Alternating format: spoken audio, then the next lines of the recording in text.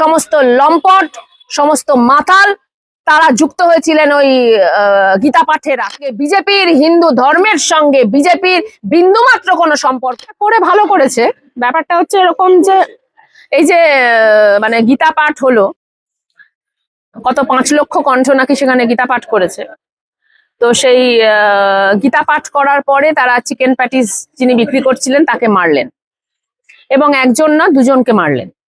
তো ব্যাপারটা হচ্ছে যে এটা করার ফলে পশ্চিমবঙ্গে এবং ভারতবর্ষে যারা এরকম ভাবছিলেন যে নরেন্দ্র মোদী এবং তাদের সাঙ্গপাঙ্গরা, স্বঘোষিত বাচ্চারা, তারা বিরাট হিন্দু ভক্ত, তারা গীতার মর্মবস্তু বোঝেন, সেদিনকে প্রথমত যারা এসে গীতা পাঠটি করলেন তাদের মধ্যে একজন ধর্ষকও ছিল।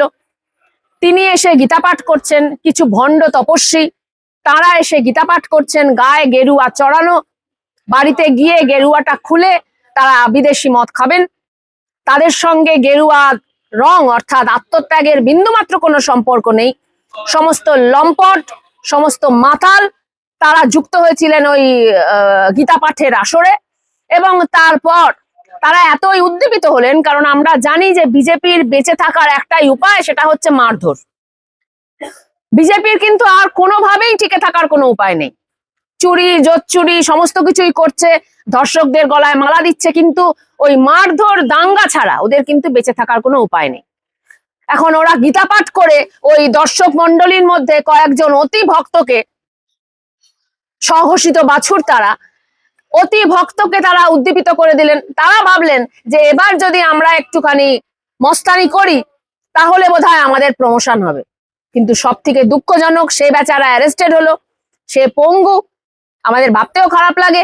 সে বেচারা অ্যারেস্টেড হলো, শুধু শুভেন্দু অধিকারী, মানে লোকটার একটু মাথা খারাপ হয়েছে বোধহয়, শুভেন্দু অধিকারী তার গলায় মালা পরাচ্ছে একেবারে একটা জায়গায় বসিয়ে। এমনকি বিজেপির যারা নেতা নেত্রী তারা বলছেন যে না, ওকে আমরা ঠিক চিনি না, ও আমাদের দুঃসম্পর্কের আত্মীয়।